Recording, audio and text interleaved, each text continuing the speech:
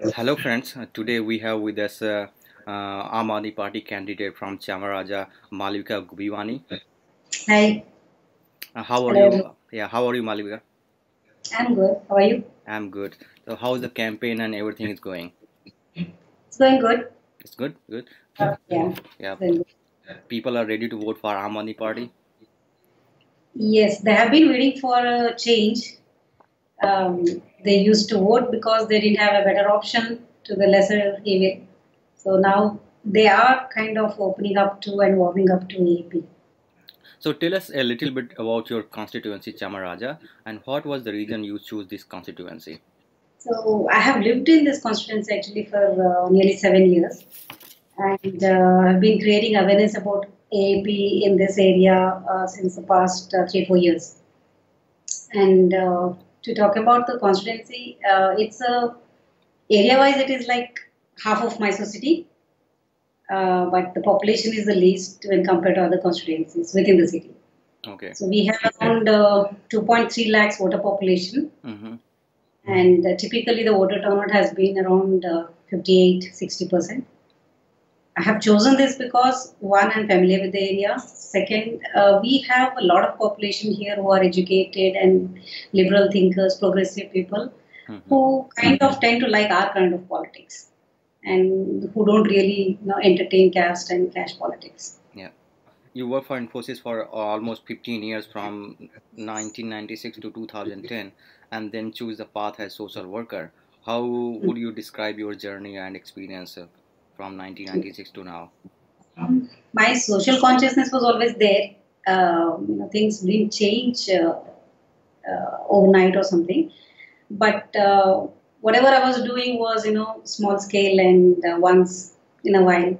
Have been doing, I've been participating in environmental issues, causes, and I've been giving time for orphanages and old age homes and stuff like that. But after quitting Infi, I got a lot more time to, devote to such causes. And after joining up, I also ventured into the political activism. So you are a IT professional and now a common woman. Do you find that our government is efficiently working and align itself with the technological development? Actually, there have been, of course, technology has been implemented in the government agencies and departments everywhere, but not as much as it should have been. And what I notice is technology has been conveniently kept out of certain services and everything. And wherever we need to have to, pay money to the government, if you look at those platforms, they are, they work so efficiently. I mean, if, for example, BBMP tax payment or our income tax department websites, they are brilliant. I mean, they are good. Hmm. It serves the purpose properly. No issues in using them. Yeah. But when you go to, even raise a complaint in any of the websites, through any of the websites, I mean, I have had bad experiences. I don't think any of my complaint was successfully closed at all, of all the complaints I've raised.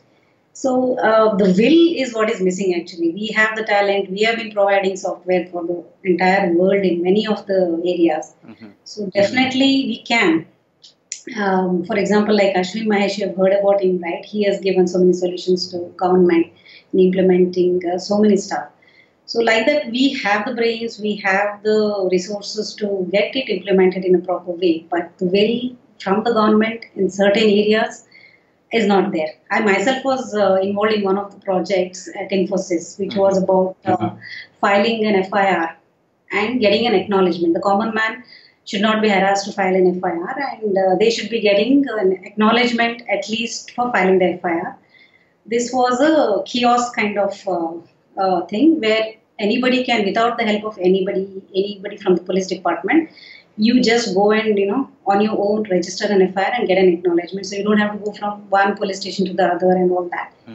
So this was a thing done during the time of SM Krishna, and he had actually inaugurated one kiosk in Mysore, and God knows what happened to it. No sign of it. See, that would have benefited the people, but also would have made certain people accountable in the police department, right? So this is where the technology is not being implemented, where we can actually get the people accountable and make things transparent in the system. As you already told about the complaint part, so is there anything as an IT professional you would like to have done differently for better services for the people? Using technology, you mean? Yeah, using technology. Yeah. One thing I've always thought of is if you can implement, use technology to integrate all the different departments within the state and also between state and central, a lot of efficiency can be brought in, and a lot of delays that happen, and a lot of information mismanagement that happens. All this can be addressed, and it also helps a lot in tracking people, missing people, human trafficking. All these things can be handled. I mean, that's one of the many things that can be done. Yeah. Even your day work can be done faster and efficiently. Hmm. There is no workflow defined even within a department. Forget about interdepartment things. So, if technology can be used to integrate the entire system of governance, that would be great. Yeah, That would and be connect something. different departments, which is really easy for using the technology. Right, right. Yeah. Because the most excuses that you hear always is, they know only what they are supposed to do and they don't know what happens when it goes to some other department, and they cannot even guarantee a time frame or anything. So they are basically not accountable when it goes to another department. The file Yes, goes yeah, to another yeah, yeah. department. So, what are the basic problems in Chamaraja, and what the past government has done to solve these issues? Okay. I have been campaigning since 2 months now. I mean, extensive campaigning when I talk about that, the door-to-door campaigning. Mm-hmm. Mostly the complaints have been about small things like roads, garbage, and irregular water supply, and street lights, or even stray dogs. These are the things that people complain. They don't really actually look at any politician beyond a corporate level. For them, whatever impacts them on a day-to-day basis is what they talk about mostly. So those have been the main concerns, like drainage. Even so, many of the areas don't even have proper drainage facility. When it rains and the drainage is all clogged every time, and everything gets into their houses. So that's been one of the complaints. So basically, these are the small things that they look at, and even parks which are badly maintained, and Mm-hmm. because of that, there are either snakes or garbage thrown into that. So these have been the complaints. Yeah. And what other governments have done so far, well, if this problem is still persisting, then they have not done any permanent solution for this, definitely. I have seen some RO purifier kiosks in certain areas, Mm-hmm. which is actually kind of vending pure water for potable water for a nominal amount. But actually, the government is supposed to give you water to your house, potable Yes, drinking water, free of cost. that's their duty.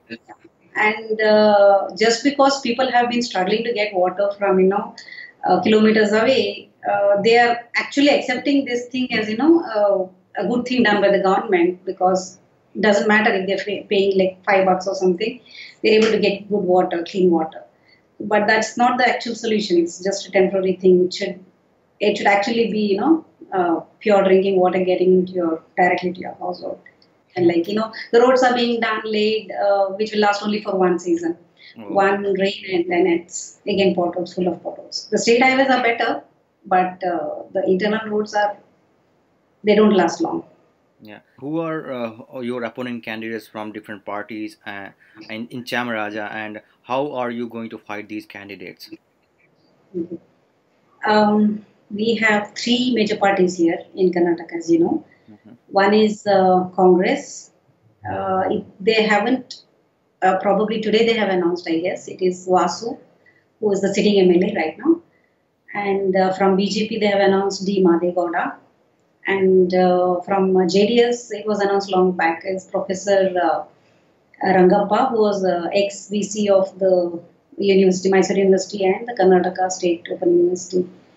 So, and there is another person who is actually considered as a contender, because he is a rebel from the JDS. Mm-hmm.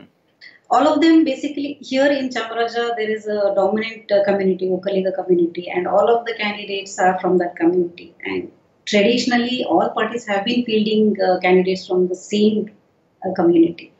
So one is that the votes will definitely get divided between those four people. Mm-hmm. And the other thing is that as I said, there are a lot of educated people here, and based on my experience with the door-to-door campaigning, there have been. I wouldn't say that every yes is a vote. Definitely, I have come to I've gotten little experience with the Goa campaign and other campaigns that to figure out when they say yes, they're going to really vote for me or not. So based on that, whatever they have been very happy about the fact that there is another alternate option right now, and that a lady is contesting, and that the person is also not. I mean, in a political world, I'm young. So that has been a very, what do you say, good factor that's working for me. And all of these three candidates are above 65. So, and in this constituency, there are around 65% of the voters are below 50. Is the money distribution to voters is also a problem there, because it has been happening in many states, and during the voting they distribute the vote, during the campaign they promise for the money, and they bring people in the rallies by paying some money. Right. That, unfortunately, it is still happening. It is major issue, but then what I would look at it is, all the three parties are paying. So finally, it is not about a party or a community. Sometimes, half of them go for, whoever pays the most. So even for those three parties who are shelling out so much of money, they themselves are not guaranteed about the result. So I wouldn't want to play their game by their rules. I would probably put the focus from cash, community to candidate, actually. Focus on the candidate. So there is my profile, my background, and the intent to do good. And we have proof of what we have been able to achieve in the daily works. So all this put together is, giving a good perception to the voters. So And the fact that I can connect with women and the youth. yeah. So do the voters there in your constituency, Chamaraja, they are aware of the Delhi government works and how they opinion about the Delhi government? Unfortunately, not many are aware. And surprisingly, some unexpected quarters, I hear that they have been following Delhi's work. So there is a mix of that, people who know and people who don't know. But we have to, and as a party, we need to work on that a lot. Actually, we need to somehow get our message to everybody, because all they see is what the media shows them. So what actually is a good thing is, and I'm happy about, is in spite of all that media propaganda against AAP and everything, people are not that biased against us. So which is a good thing. Yeah, yeah, yeah. I had expected a lot free actions on that front, but surprisingly, I don't find many people saying too many bad things about AAP or anybody else. I mean, in the party. Talking about your school days and other activities, you have been a sports person and won several medals. What is importance of sports in a daily life and professional life? Do you still participate in any sports? Sports is definitely important. It should be a must thing in everybody's life, actually. And as kids, it's necessary for their all-round development. Even I used to play even during the exams. That actually helps you absorb more when you study. So it is very important. And even now also I do play. I used to play basketball and taekwondo before. Now I'm more into badminton and yoga. Yeah, yeah. As a martial art champion, social worker, and politician, what do you say about the women's security in Karnataka and India? It's been really worsening day by day, actually, the security. I mean, now I really think twice letting my girl alone or even my son alone playing out on the road, which we used to do so freely when we were kids. So there is a need to really, take measures on, deterring these things and also prevent these things. And prevention should actually take more priority than, any punishment or a deterrent, because when you talk about the heinous crimes like rape and stuff, the victim can never get justice actually. I mean, legally you might get justice, but they're scarred for life. So, preventing them going through that ordeal is very important. So, there is not much talk about, to prevent things like that. You talk about having stringent laws and fast track courts and everything, which is like a post facto thing. And I have been studying some data from the police website for the last up to 2016 for the 5 years or so. I have looked at the reports of the crime and the categories of crime and everything. And I was, of course, interested in the crimes against women, be it domestic dowry cases or other cases. So whatever I've seen in terms of rape and molestation or things like that, the striking factor was that even among the reported number of cases, many of those cases, I mean, many of the crimes were committed by people who know the person, the victim. Yeah. So that is amazing. See, this whole what do you say? The media or the people coming out to streets and talking about all those atrocities. This happens when there is an external person, totally stranger, doing such things. Mm-hmm. But what goes unnoticed is when a family person or somebody very close to you does that, that never gets reported in the first place many of the times. Yes. And even if it gets reported, it is not taken as seriously as these things. And whereas the number or the percentage of such crimes is done mostly by the people you know. So the requirement here is, to make sure that the family or the kids or the women of the family are educated and empowered to report such things. Yes. So only when they report can action be taken and can there be a punishment for that. So only when that happens, then such incidents will come down. And also the family sometimes tries to hush it up because it's a relative. You can't talk about. You can't. Go against certain people or some things like that. So we need to have certain workarounds for this and make sure people are made aware so that they can recognize such a situation and get away from it before it happens. In recent days, there have been many cases reported for the rape and molestation, and the people are coming out from their houses again. It happened as a Nirbhaya. So, Yeah. do you have any message for the government how they should deal with it, and why every time people need to come forward for justice? The sad part is after Nirbhaya, there was this Nirbhaya fund that was set up and released for 3 years, which is lying unutilized. There have been proposals of certain projects that have been put through, and I think only 500 crores of the 3,000 crores have been released.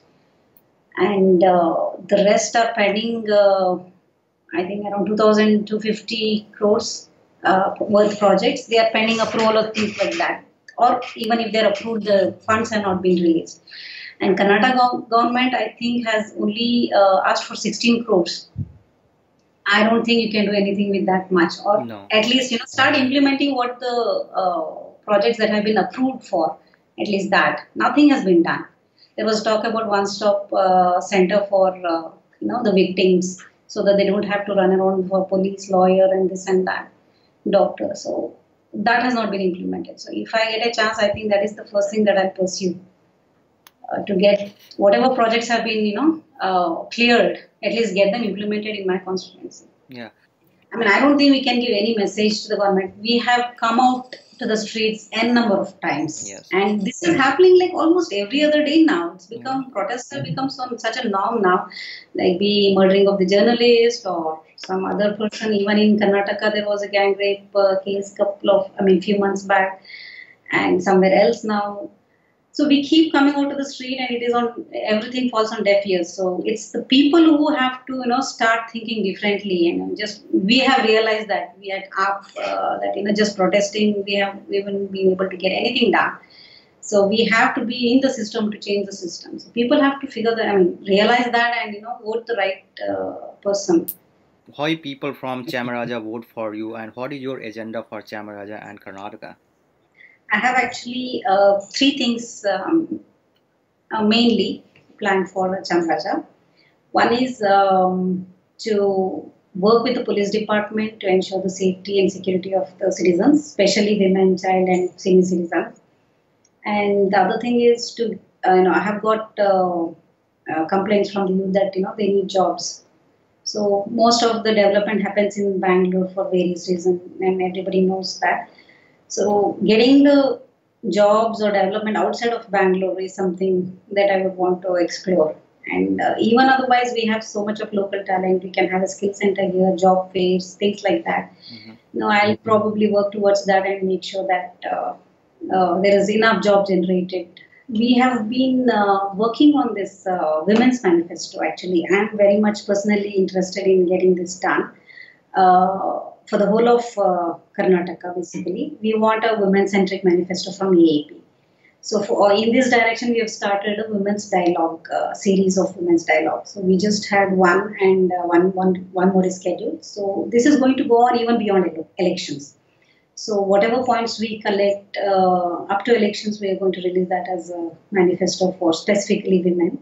So this would not be limited to issues of women. It is the women's perspective on all the issues, all the things that they want from a government. So that's the thing that we're working on. That is one of the main things that I want implemented, get done, basically. Yeah. And another regular complaint that I've been hearing is about the MLAs not being accessible to people, which is a usual complaint everywhere. So I'm planning to have a process set up to meet people, whether I'm the MLA or not, at least, at the ward levels, have regular meetings and make sure that people participate in politics. See, that is the main drawback of our society, that they don't actively participate in politics. They think that, participating means contesting. So they kind of shy away from that. So there are a lot of other things that they actually do. Why people need to see MLA? First of all, they need to know that, there is a person who can listen to the grievances. See, it's human nature. Whether you're going to solve it or not, they want somebody to listen to whatever they're going through. First thing is that. So the second thing is that during elections, we do go meet them and all that, but they can talk only about the issues they're facing at that point of time.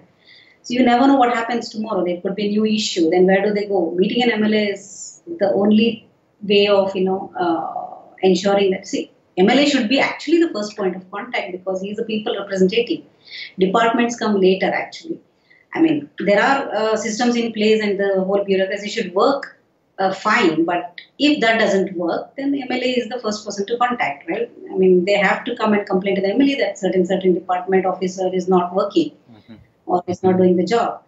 So MLA has to be accessible. I mean, even if you want to raise any opinion or objection about any law that is being, a bill, any bill that is put up for discussion, then an MLA needs to know what his constituency people think about it.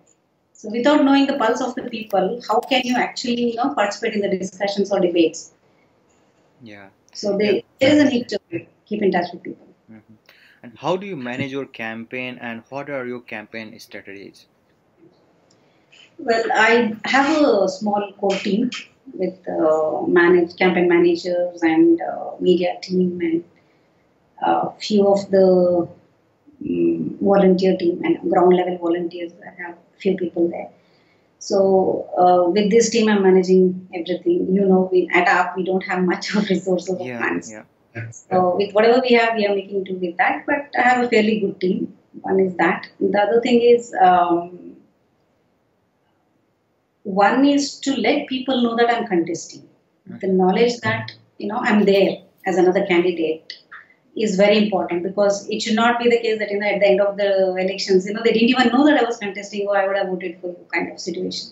So the first round of campaigning that we did was to ensure that, every household gets to know that I'm contesting. So the first round of pamphlet distribution and paper insertions were done like 2 months before so that everybody knows that I'm there. What is people response when you meet them? First thing is when they look at me and see the woman candidate, they raise their eyebrows and they're happy, especially the women voters. Now they're very happy to see that women is contesting. And most of them, they have said, definitely I'll vote for you just because I'm a woman. Okay, so, and also the fact that I have been working in Infosys for 15 years, that has been a very strong, that has evoked a strong response, Mhm. positive response for me actually. So Infosys as a brand itself has been very good Yeah. in terms of being a very, I mean, started an ethical company and all that. So being there for such a long time has actually given a good perception to people. Yeah, That and is one. this might also be changing the perception of people, like uh, people leaving the job and coming and contesting in the politics. Right. They should really, it's now it's their chance, this is their job to also come out of their established political voting system and then come forward and for change. Right. That yeah. Now we should together come together to redefine politics. So politics should now mean good governance. Politics is not dirty. It should mean transparency, accountability, and working for the people. So they should be voting for, people should be voting for the right reasons, like, Hmm. candidate with the clean background, educated and capability, and one with the right intention, like to do the right thing. Yeah. So how the campaigns are financed and any messages to your supporters in Karnataka, India, and across the world? Getting a lot of help from my Infosys friends, my own relatives and friends. Hmm. So fundraising has been going pretty okay, but still a lot needs to be done there. So campaign is heavily dependent on Yes. the donations being raised. The message I would want to give is, AAP was like a concept when we started off. So we had these ideas how to do things and we need to do that, this. After Delhi governance, we have a proof of that concept. So we have seen that, it is doable, that whatever we had thought of, we have been able to implement that. So reducing corruption or bringing in good governance, this is possible, we have shown in Delhi. Yeah. So this movement will fail if people don't participate. So that is the catch here. People need to participate and support this movement. More than a political party, it's been a movement. It's an ideology. So people need to get out and support this party, this movement, and either donate time or money, whichever way. And it has to be done regularly. It's not a part-time thing. This movement needs a long, there's a long time and there's miles to go, as you say, to get to the place where we think, this is what the India we wanted. Yeah. And yeah, it's the participation from people that's really important. Either you contesting as a participant or promoting or supporting or opposing any participant. So it's all together the participant, and if everyone is participating together, we can make the change we are looking for. Because when the participation happen, everyone is doing the job they want to do, and if Yeah. everyone wants to bring the change will be there.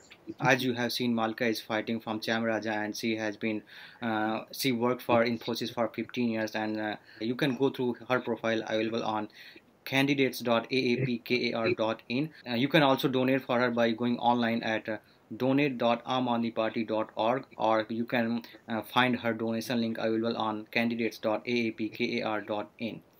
So it was really nice to talk to you. I wish you a very good luck for your campaign and the election. Thank you, Aditya. Same here.